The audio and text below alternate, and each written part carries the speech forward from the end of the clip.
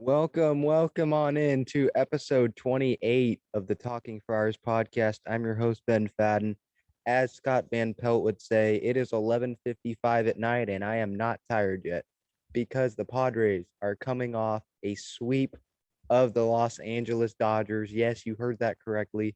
The first Padres sweep in their franchise history since 2013 of these Dodgers, a three-game sweep at Petco Park in front of a sold out crowd every single night. I went to the game tonight. This is Wednesday night.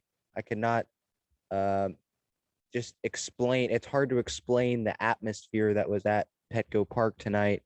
It was just simply amazing. Just props to all the Padres fans.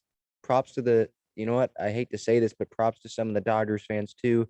They kind of created some of that environment as well because they got Padres fans going when seeing things kind of got dull. And so when Dodger fans started chanting, "Let's go Dodgers," Padres fans would quickly drown them out with "Let's go Padres" chants. It was simply amazing. Just what an environment at Petco Park. And so we got a lot to talk about. Again, game one, game two, game three, a little bit of a preview of the Diamondbacks after the off day Thursday. So much to talk about. Um, so let's just get going here. Padres, obviously, they had a 1-5 road trip going into this 10-game homestand. They sweep the Reds in 4 games. They had all this momentum going in, and it was one of those questions of whether or not the Padres would continue that momentum going into this series. And I didn't have a question that they were going to. I had no choice but to think that they were going to, just because of the momentum that they had. I talked about this in the last recap episode with the Red series. They had all the momentum, and so everything was going on their side. They played a better team compared to who the Dodgers played coming into this series. Dodgers played the Diamondbacks, Padres played the Reds. Reds are a better team, obviously, than the Diamondbacks. But in game one, Padres took this one 6-2. It seemed like it was going to be a pretty good pitching matchup. Padres had Yu Darvish on the mound. Dodgers had Julio Urias on the mound. Darvish obviously pitched very well all year, um, and that definitely continued on Monday night. He's definitely made himself the ace. He's very humble. You know, he doesn't want to call himself the ace, but he's definitely proven that. And just one of those kind of highlight starts that you're going to look at is Yu Darvish in a Padre uniform happened on Monday night. He almost goes 100 pitches, 6 innings, 11 strikeouts, only walked one, 2 hits, 1 run on Mookie Betts' homer, which was just a pitch left right over the middle of the plate. But he was amazing. He struck out 7 in a row at one point. That was the second highest consecutive strikeout streak in franchise history, behind Jake Peavy, who struck out 9 in a row at one point. This was the 46th 10-plus strikeout game of Darvish's career. He reached his 1500th career strikeout in this game. So a bunch of milestones was reached. And obviously, the most important part, he guided the Padres to a win, obviously only allowing 1 run. And the Padres offense stepped up. Before I get to that, though, the bullpen stepped up. 4 relievers, Tim Hill, Austin Adams, Craig Stammen, Emilio Pagan. They all combined to give up 0 runs. Um, so it was just a really, really solid night from the pitching staff all around. Um, and as for the offense, it all started in the first inning. I mean, there was not a better way that you could imagine this series, if you're a Padre fan, at least starting. 17 pitches in, the Padres have a 4-0 lead with Pham doubling and Tatis walking. Cronenworth bringing in Pham on his RBI double. Machado hits the big 3-run home run, gets the crowd absolutely fired up. 4-0 right out of the gate. Cronenworth would hit a 2-run homer later in the game. It was just a great offensive night, and it was a sign of things to come in games 2 and 3 from Machado, from Cronenworth, and pretty much from the entire lineup, to be honest. So just an amazing game. Baker Mayfield, the Browns quarterback, he was in attendance. It seemed like there was a lot more Padre fans coming out than in recent years. I don't know who Emma Stone is, but I heard that she was there. I have no idea who that is, but I heard she was there. Baker Mayfield was there. Russell Wilson was there earlier in the year. Drew Brees has been there early in the year. Trevor Hoffman was there. I saw Wednesday night tonight that he was there. So people are recognizing it. The Padres are winning, and so they want to come out and watch this team, and they're getting to. So another again a great win. Machado's home run, 391 feet. That first inning home run, an absolute bomb. I did see the stat during the game. He has second highest on base percentage in baseball since May 21st, through at least that Monday game, behind Carlos Correa of the Houston Astros, the shortstop. Darvish, a 1.35 ERA in the last in his three starts against the Dodgers this season. So that's absolute ace numbers against the team that going into the year on paper you were supposed to beat.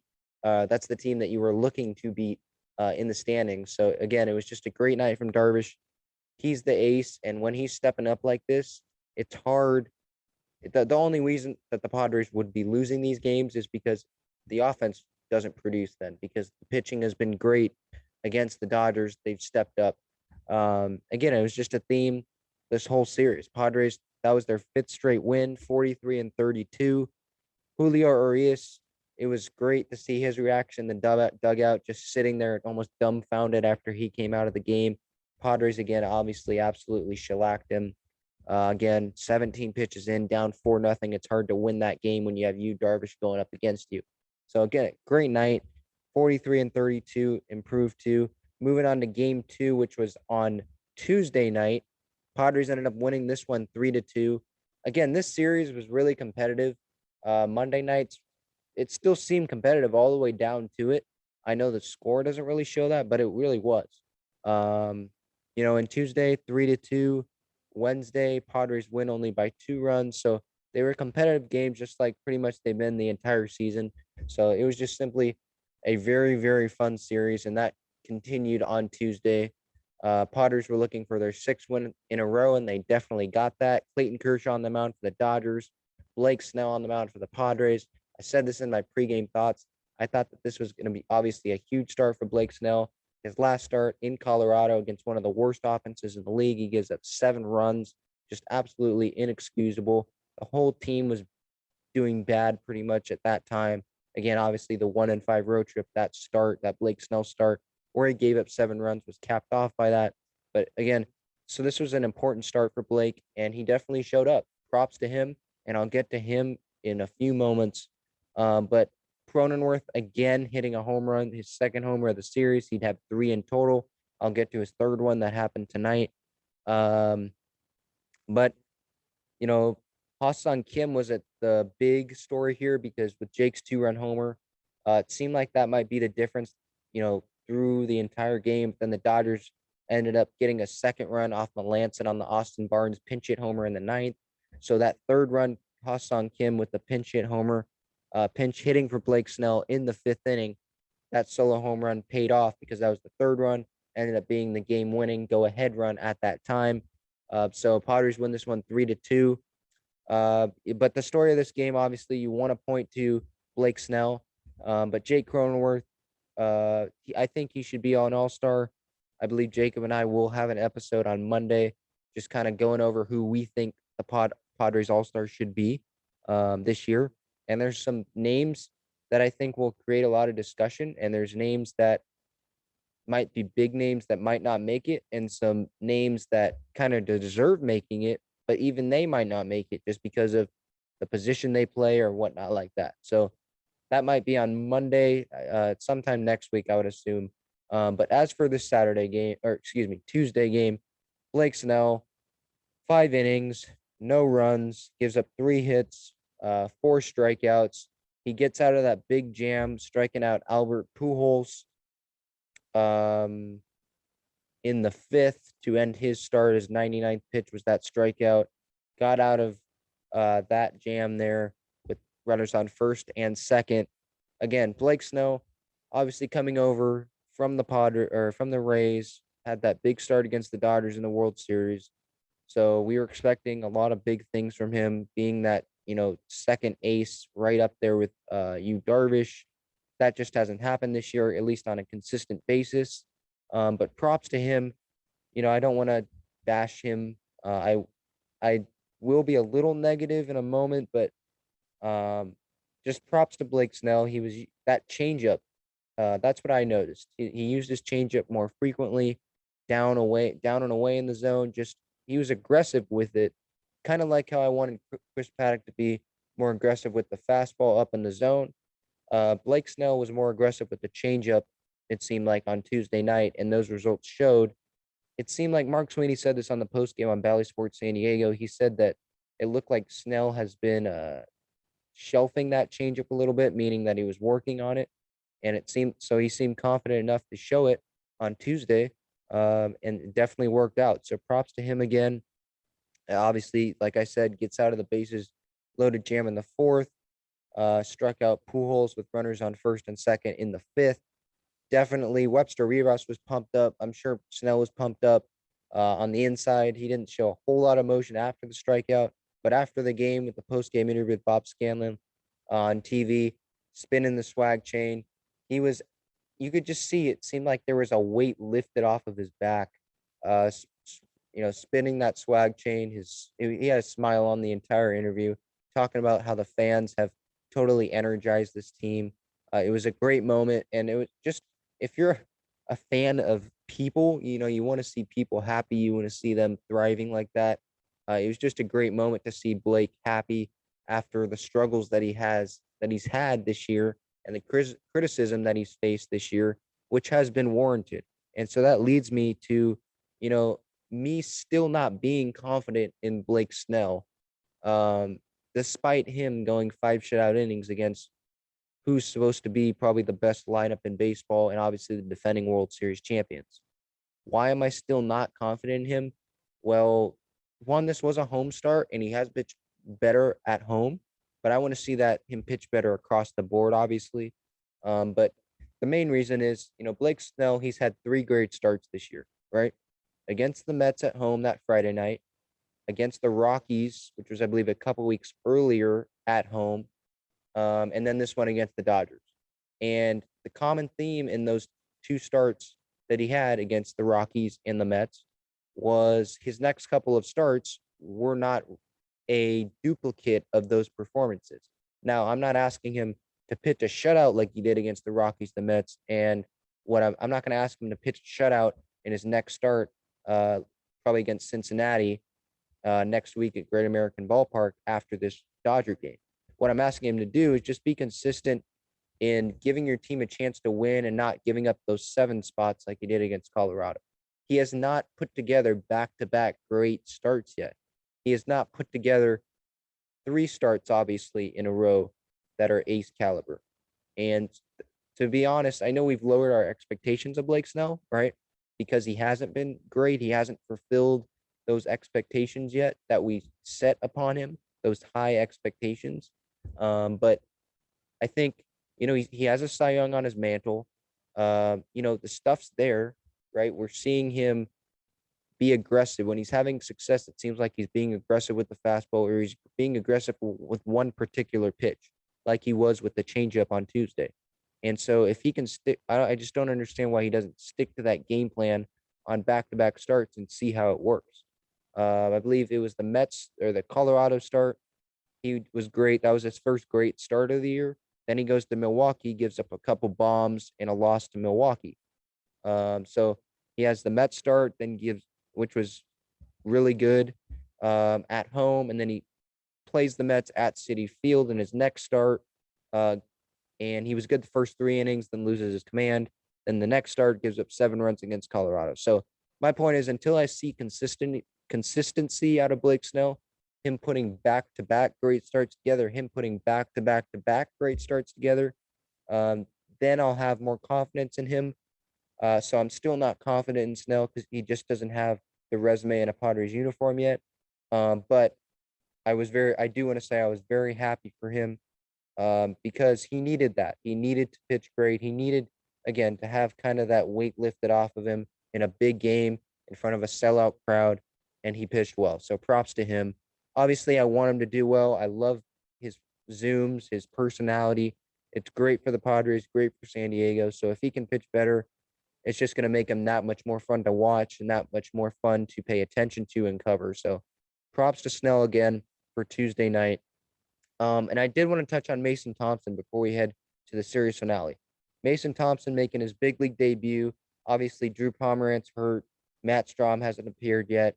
Uh, Melanson had a lot of work. Stammen, Hill, Pagan, these guys have been worked a lot. And so Chris Matt had to fill innings on Tuesday. He had to fill 2 2/3. Mason Thompson came in there in the eighth and got out of it. So props to him on his big league debut. Had to be a little bit nerve-wracking, in your big league debut to face the Dodgers in front of a sellout Petco crowd. Your first game, it seemed like he didn't have much nerves, to be honest. I'm sure he had a lot of nerves inside of him, but he didn't really show it. So props to him on that. Just highlighting that 10 pitches, a third of an inning. He did walk a guy, but he gets out of it. So just it was cool. It's always cool to see someone make their big league debut, regardless of what uniform it is. Obviously, when it's in a Padre uniform and they have success, it's just that much better. So I just want to highlight it. I just wanted to highlight Mason Thompson. So props to him. Melanson picked up his 22nd save of the year. Again, that was the Padres' sixth win in a row. They improved to 44-32, and they were going for the sweep on Wednesday night. Again, going into this game, you're playing a team, a World Series champion Dodger team.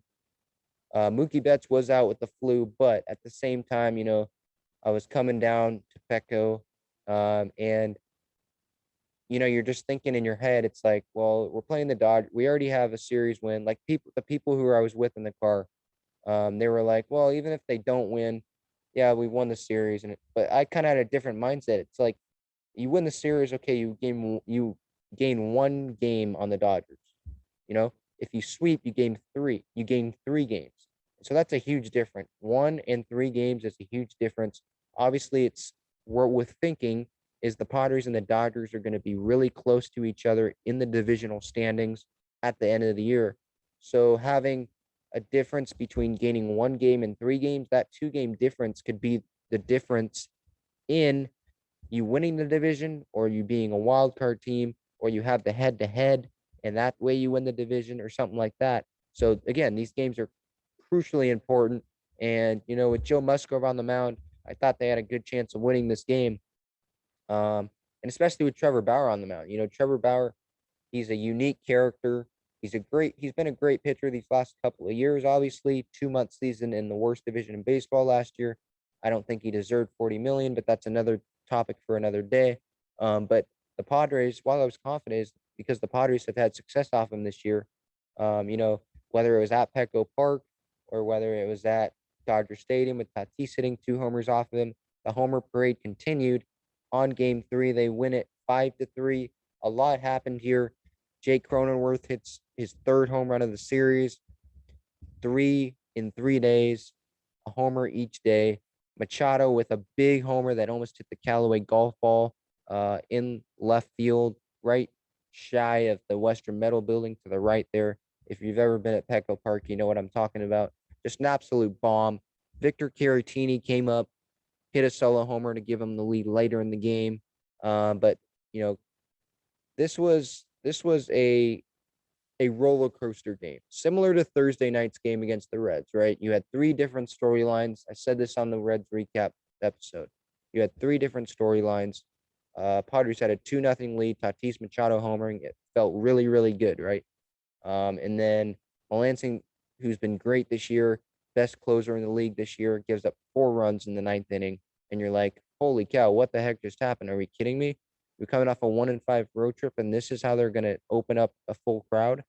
And then obviously the third story is Hosmer hitting the 2-run homer, Caratini hitting the walk-off, and Petco Park losing its mind.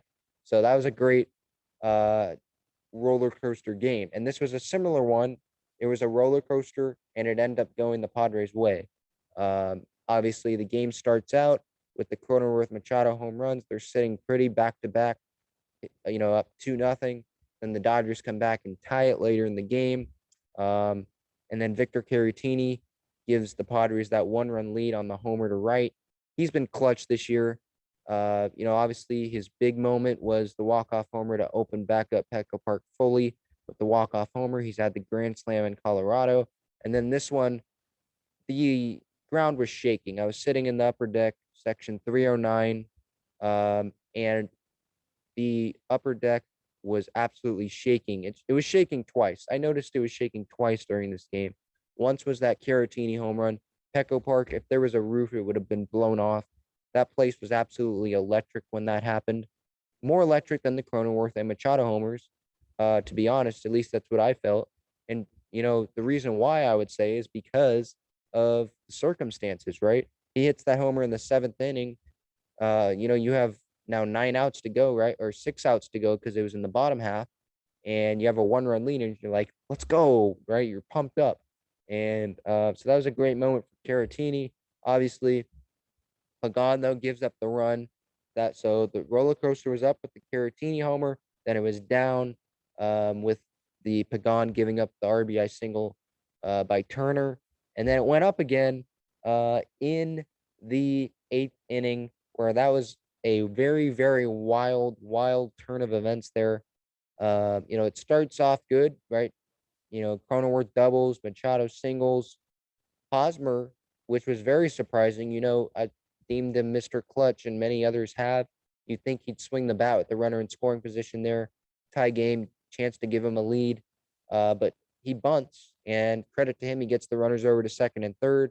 Then it didn't really matter much, though, because the bases get loaded by the pitcher intentionally walking Will Myers. And then that brings up Trent Grisham. And Trent Grisham, maybe the Dodgers didn't look at the scouting reports or whatever, because Will Myers does not put up as good of an at-bat as Trent Grisham does. Trent Grisham might put up the best at-bats on the Padres. Him and Profar stand out to me.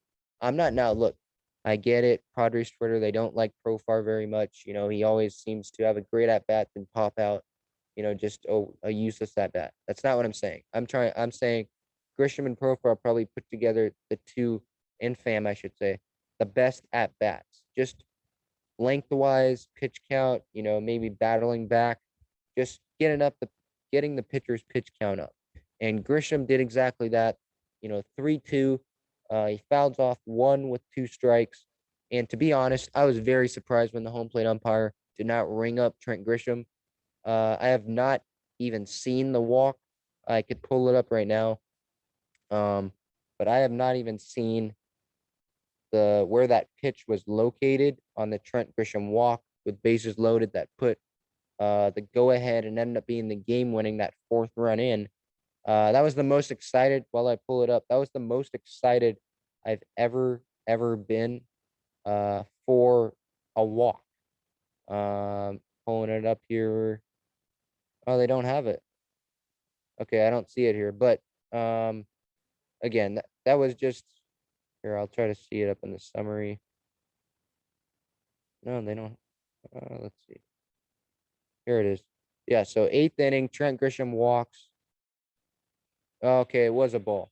See, I was sitting in 309, so if you've ever been to Petco, it was in right field. Or not right field. It was down the first base line. And so with Grisham being a lefty, you don't have a great view of the strike zone, obviously, in the upper deck. And so I'm just watching that right now, the Bally Sports view. That ball was up and in. It looked pretty down the middle to me from where I was sitting. So I was very surprised. I was sitting there in my seat and I got no call. And I just jumped up and started clapping, really, really fast. That was the most excited I've ever been for a walk, because I knew the circumstances. Bases loaded, tie game, a walk brings in the go-ahead run. You have the back end of your bullpen to go in the 9th, and it was like, wow, this is great. Dodgers just hand us this victory after they came back twice, so credit to them. But then, Grisham with a great at bat, another sac fly brings in an insurance run. Melanson gets the save, 5-3.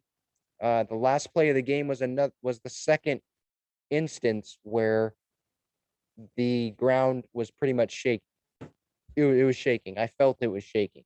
The last out of the game, Albert Pujols up, runners on first and second, 1 out, and it was a double play, a line out to Machado at third, throws it. That's 1 out, second out of the game, then throws it over to second to get the lead runner to double him off to end the game. Sweep LA, chance started, and they would continue, and I'll get to that. They would continue ever since I got to the parking garage. Just an electric atmosphere and the importance of that play. Manny Machado, obviously, him and Arenado are at the top of the best defensive players in the game. Not even obviously the best defensive third baseman in the game, some of the best defensive third baseman of all time. Just a great, great IQ play from Machado, right? Pujols hits the liner. If that ball, he has the presence of mind. Obviously, he catches the ball and has the presence of mind to, on his back foot, throw it over to Cronenworth for the double play. Just knowing the situation was absolutely crucial in that scenario. Obviously, you want to get that runner out of scoring position and obviously in the game. So he did that. Padres win 5-3, their 7th win in a row. But the importance of that play, if that ball gets by him, there's 2 runners on down the left field line. Who was running? On first, it was Gavin Lux. Gavin Lux is pretty fast. So I think that if that ball gets past Machado down the left field line, we know Tommy Pham isn't the fastest player. He's not the best defensive outfielder getting balls in and all that. I think the game would have been tied at 3. There was a very good chance, I think, at the game tying at that moment if Machado doesn't make that play. So props to Machado, props to Cronenworth for being at second on the game end double play. And again, back to the crowd. Once Machado made that catch and that throw, again, I jumped up from my seat. Obviously, the game was over. Everyone was on their feet. Just because it was a play that you weren't expecting. Obviously, you see it's 1 out. When you expect a double play, you expect it to be a ground ball, 6-4-3, 4-6-3, something like that. 5 unassisted 3, something like that. And it wasn't that. It was a line out and a great throw to second to end the game. Just a great, great IQ play. I've said it again. I'll say it again and again and again. Great play all around. And I felt it shaking when I got up and clapped and all the fans were clapping. Obviously a sellout crowd. I felt it shake the upper deck. I've never felt that before, not to mention twice in one game. And so that's something that I'll remember for a very long time. And I'm sure a lot of Padres fans will remember for a very long time. So again, I could not say enough about the electric atmosphere at Petco Park at the Ball Yard this week. And hopefully it continues for the Diamondback series. But just to wrap up this Dodgers series, I mean, the importance, let's just talk for a minute about this importance of this series. I mentioned earlier, gaining 3 games on them instead of 1. Yes, there's still a half game back of them in terms of where they are in the division, still in 3rd place. Going out of the ballpark, there was this one fan that kept saying swept LA. Bye, saying to Dodger fans, hope you enjoy the traffic. It was absolutely hilarious. But then another fan, blurted out, still in 3rd place. So that while I was walking, I was like, yeah, that is still a reminder that there's obviously still work to be done. The Padres cannot just, lay on their laurels here and just rest. And obviously you want to rest on Thursday, tomorrow for the off day, or today, because it's 12:24 a.m. right now, and I'm still not tired, energetic. But you can't, you can't put your foot on the brake, right? You all gas, no brake. You got to just keep going. Playing a Diamondbacks team here. The Dodgers, again, they're still in front of the Padres in the division. The Giants are still refusing to lose baseball games and help out the Padres in that situation. So again, the Padres just have to keep their foot on the gas, keep going, and they can't, just say, "Oh, we swept the Dodgers. Now let's take this series off." How about let's go win 10 in a row? Let's break that 9-win streak that they had early in the season that was capped off by Tatis's 2 homers in the grand slam to center against the Seattle Mariners.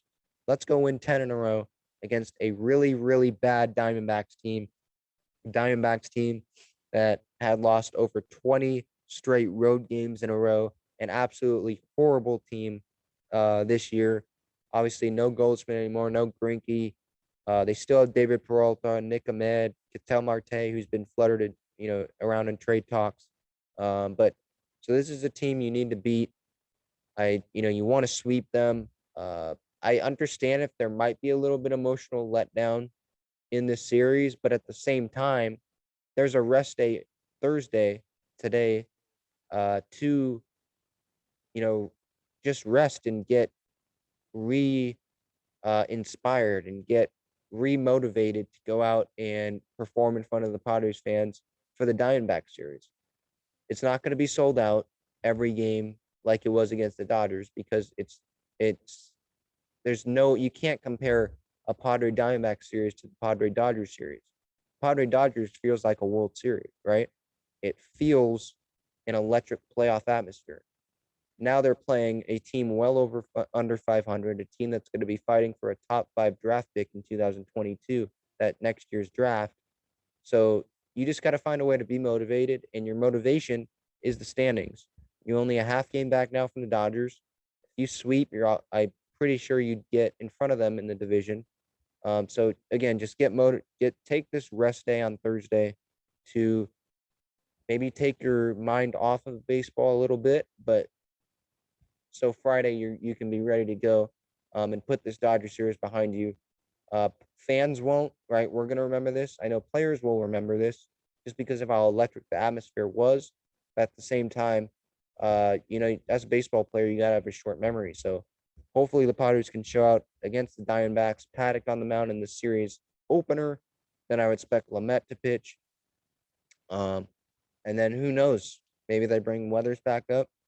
Um, maybe they do a bullpen day. Who knows? So again, a absolute great series. I do want to say the player of the series for me, obviously Jake Cronenworth. I don't think there's any doubt about who that player of the series is. If people want to go Blake Snell, that's fine. But I've already tried that. Jacob has already tried that this year when he had a great start against the Mets, and we were like, "Oh yeah, here we go. Here's Blake Snell. He's back." And then he wasn't back. He gives up 7 runs against the Rockies.